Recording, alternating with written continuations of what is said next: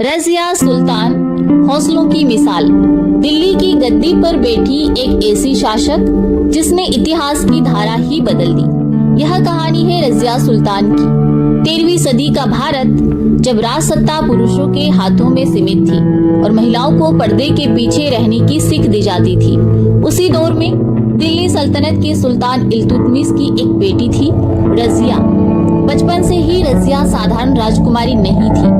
उन्हें तलवारबाजी, घुड़सवारी, राजनीति और प्रशासन की शिक्षा दी गई। कहा जाता है कि जब इल्तुतमिश किसी युद्ध या अभियान पर जाते तो वे रज़िया को दरबार की जिम्मेदारी सौंप जाते और रज़िया उस जिम्मेदारी को बखूबी निभाती। इल्तुतमिश ने अपने बेटों को भी परखा पर उन्हें शासन के योग्य नहीं पाया।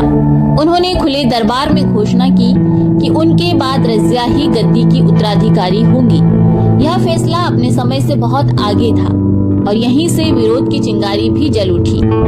1236 ईस्वी में इल्तुतमिश की मृत्यु के बाद सत्ता संघर्ष शुरू हुआ।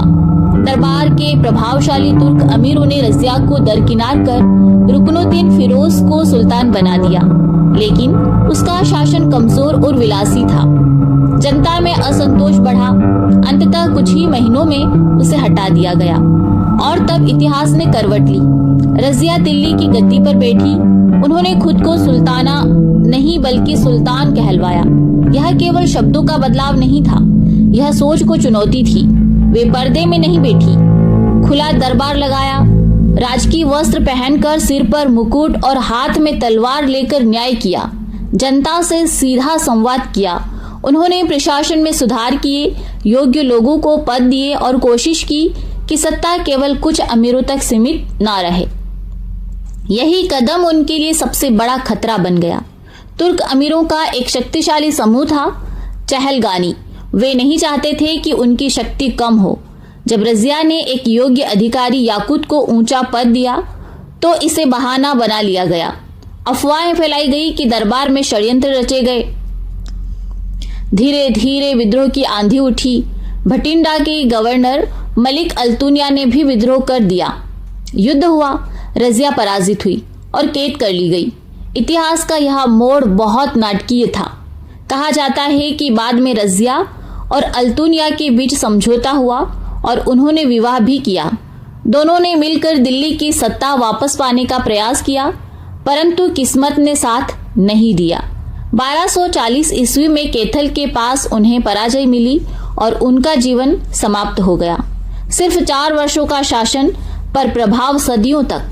रज़िया सुल्तान केवल एक शासक नहीं थी, वे एक प्रतीक थी साहस का, आत्मविश्वास का और उस संघर्ष का जो समाज की जकड़न से लड़ता है। उन्होंने यह साबित किया कि नेतृत्व का संबंध लिंग से नहीं, क्षमता से होता है। उन्होंने परंपराओं को तोड़ा, सत्ता के केंद्र में खड़ी हुई और इतिहास के पन्नों पर अपना नाम दर्ज कराया। उनकी कहानी हमें सिखाती है कि जब इरादे मजबूत हो तो परंपराएं भी बदल सकती है। हार के बाद भी व्यक्ति हारता नहीं अगर उसकी सोच जीवित रहती है। रज़िया सुल्तान का जीवन भले ही 1240 में समाप्त हो गया, लेकिन उनका साहस आज भी हर उस लड़की की प्रेरणा है जो अपने सपनों के लिए समाज की सीमाओं को चुनौती देती है। इतिहास ने उन्हें भुलाया नहीं, क्योंकि इतिहास केवल राज नहीं, हौसलों को भी याद रखता है। तो कैसी लगी आपको ये कहानी? और जाते जाते सब्सक्राइब करते जाइए, जिससे कि हमारी रोज मुलाकात होती रहे ऐसी नई नई शिक्षाप्रद कहानियों के साथ। धन्यवाद।